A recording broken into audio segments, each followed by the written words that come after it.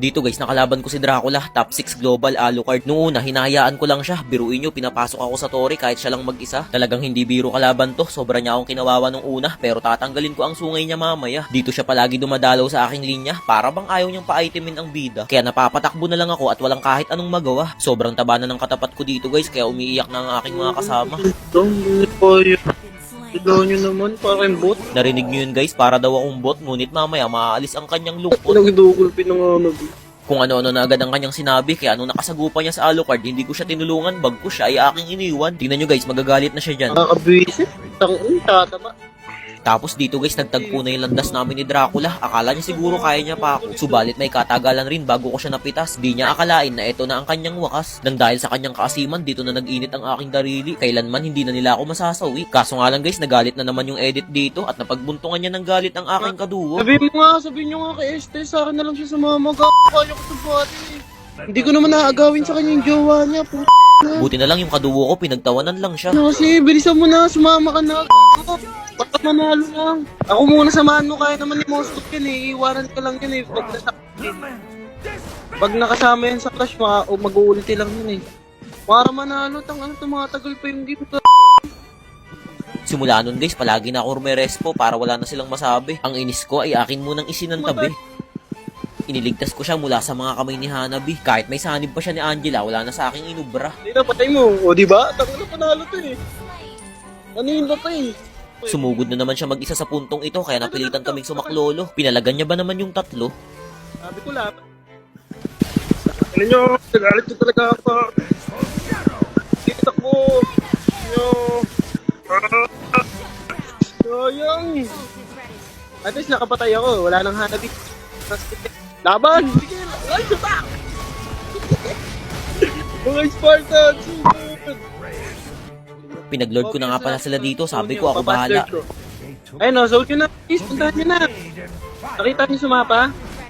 Bilis, puntahan nyo na. Zone nyo na nga. 1 seconds lang sa akin yung lord niya. Ayun o, zone nyo na. Huli nyo. Parang hirap na hirap sila, kaya agad na akong pumunta. Hindi na ako nagdalawang isip para lang ubusin sila. Yan, ano nyo, alert nyo. Ayan. Guys, diba, naubos nyo pa ka, puta kupal. Diba, sa ating pa agad yung Lord. 1 seconds lang.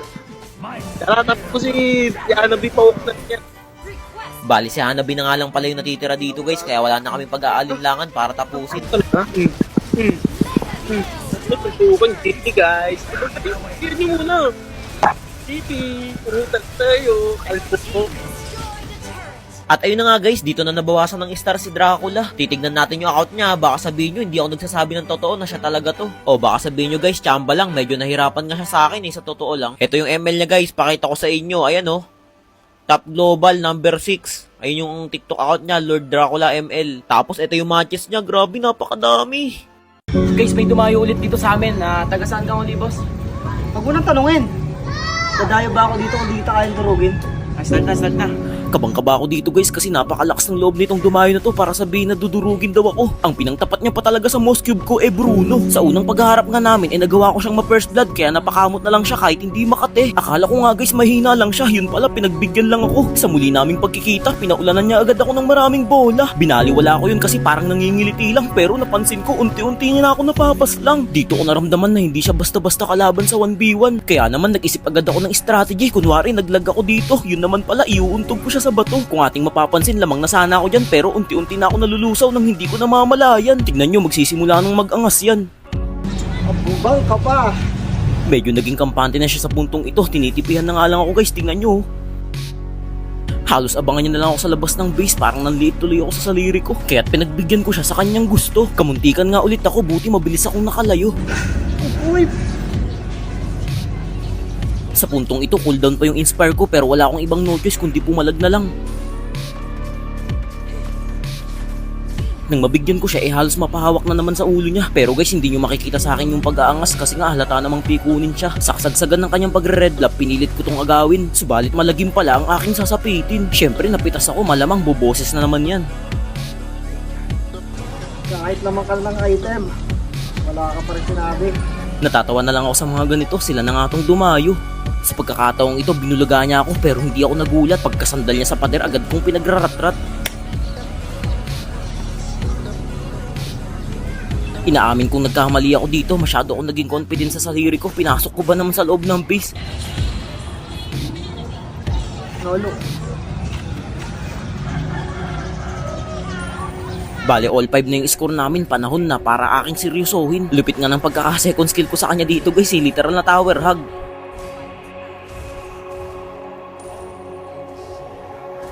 Nakapag-build na ako ng wind chalat nang hindi niya alam. Nang makrill ko yung mga minions, sinurpresa ko siya. Grabe, pag pinaabot talaga ng late game, kahit sino wala nang may ubra. Pinapakalma ko siya sa part na to guys kasi nga parang naiinis siya sa akin. Kita nyo naman kahit anong sinasabi ko, di niya pinapansin. Dapat kapag ganitong nakikipagralo kayo, sports lang. Hindi yung kayo na nga yung dumayo, kayo pa yung may ganang magyabang. Tignan nyo yung gagawin niya sa akin dyan guys kapag nakipagkamay ako.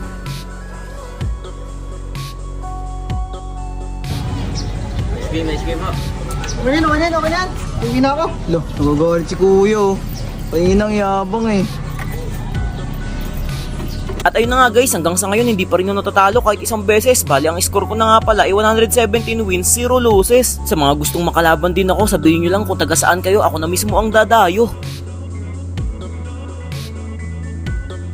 Ngayong araw guys, dumating na rin yung pangalawang second tarpaulin na pinagawa ko. Grabe, napakalaki oh. Sa sobrang bigat ang nagbubuhat ay 2 tao. Hindi ko pa alam kung ano yung nilalaman nito, pero palagay ko sulit na sulit yung pag-aantay ko ng halos 1 linggo. Dito ko nga pala yung ilalagay sa bakanting space para malinis tingnan. Kaya naman isa-isa ko nang pinaalis yung mga basurahan. Medyo madumi kasi at matagal na tong natatambakan. Pero kapag dumayo kayo dito, hindi na ganito ang inyong madadatnan. Nakita ko pa nga dito yung pinakauna kong tarpaulin, nakakamiss din pala. Pwede ko na nga to kay Boss Toyo ibenta. Pinagtipon-tipon din namin yung maliliit na kalat, tsaka namin siniksik sa plastic para din na maungkat. Wala kaming magamit na pandakot dyan guys, kaya ginawa na lang ng paraan itong inupahan kong tubero. Hindi ako nagkamali ng kinuha kasi may taglay siyang talino. Pero bandang uli na-realize din namin na pwede naman palang walisin to. Hindi pa namin malalaman kung di pa magpapabida tong sinana de Coco. At ayun na nga guys, after naming linisin lahat, unti-unti na namin tong binuklat. Baliktad pala kaya inikot namin agad paangat. Konti pa lang yung naaaninag ko pero gandang-ganda na ako. Sinubaybayan ko talagang makabit hanggang dulo. Medyo nagka-problema lang kami dito guys kasi hindi daw niya maabot. Isipin nyo, upuan lang yung gamit namin. Maya-maya bumalik siya para ang hagdan ay kuhanin. Napakalaking tulong nito para yung matataas ay makuha niyang abutin. Ilang saglit lang yung gilid natapos agad namin. Sunod nun ay yung bandang kanan naman. Mabilis lang to nagawa kasi ang panahon ay hindi kainitan. 12:30 kasi namin ginawa to kaya ang pakiramdam namin ay medyo presko. Double time ang kilos para madali ang trabaho. Alam ko ang iba sa inyo excited na ako kalabanin sa 1v1. Huwag kayong mag-alala dahil ilang araw na lang ang pagkatalo ay inyong mararanasan. Grabe, napakasarap na sa mata kapag naglalakad kayo dito at dumadaan. Ang mapatingin dito ay hindi nyo talaga maiiwasan. So ayan guys, tapos nang ikabit yung malaking tarpaulin natin. Salamat kuya. Bali magkano yung pabayaran? Medyo nahirapan ako. Umakit pa ako sa hagdan. Mga siguro okay na yung 6,000. 6,000. 6,000. Totoo nga, boss. Sige. Oo, 6,000. Goods ka na lang. Hindi na rin siguro ako lugi dito kasi ang pagkakagawa ay sobrang pulido. Medyo madilim na kasi kaya hindi nyo masyado maaninag ang kagandahan nito. Dito guys, kinilabutan ako sa mga dumayo na to. May sasabak sana ako sa'yo. Ayun boss. Makulod pa to eh. 1v1? Oo. Siguradong papahirapan ka nito. Okay. Tara. 1,500 na kapag natalo pa ako sa laban na to. At ito ang aking mga kalaban. Ako pala si JM, pambatong makulod. Nandito ako para tulungin ka. Gumamit siya sa akin dito ng Mouse Cube. Parehas kami ng hero at parehas din kami ng skin pero hindi kami parehas ng galaw. Na first blood ko agad siya sa loob ng 2 minuto kaya napatingala na lang ng ulo. Nang mabuhay siya, alam kong dediretso agad yan sa blue block niya kaya agad kong pinuntahan.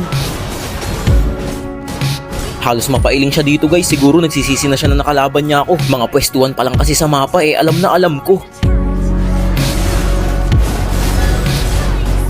Hindi ako masyadong kumikibo dyan, baka kasi kung anong isipin niya sa akin. Habang kumukuha ako ng red lap ko dito, nagbakasakali ako kung baka nandun din siya. Inantay ko lang mag-cooldown ng aking ulti, tsaka ako inasinta.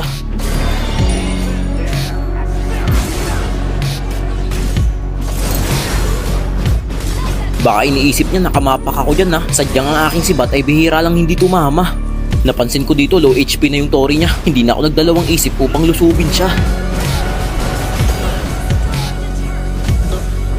Bali 5-0 na nga pala yung score namin dyan. Di niya pa ako napipitas kahit na isa. Kaya naman sinubukan kong pasukin siya sa base kung kaya ko ba.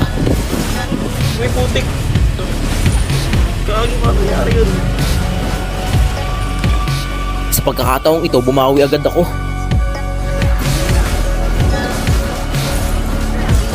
Kahit hindi ko nagamitan ng inspired burado, napansin ko sa kanya dyan parang gusto niya na mag-surrender. Pero napabilib pa rin ako kasi tinuloy pa rin ni brother.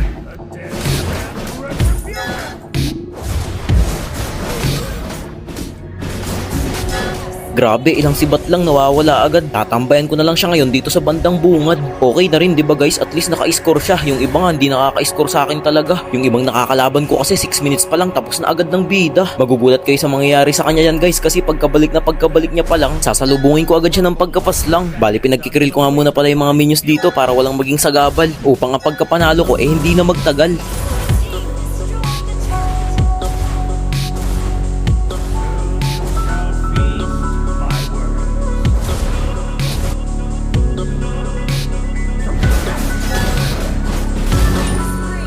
At ayun na nga guys, hinayaan ko ng mga minions ko tumapos sa laban na to. Hiniling ko pa nga sa isip ko, sana wag pang matapos. Subalit kahit anong gawin, ang oras ng pagkabuhay niya kapos na kapos.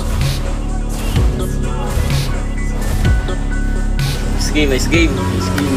Ano na, lakas mo talaga. Chamba lang, boy. Guys, sa mga gusto pang lumaban sa akin, dayuin nyo lang ako dito. Ako mismo pupunta sa inyo.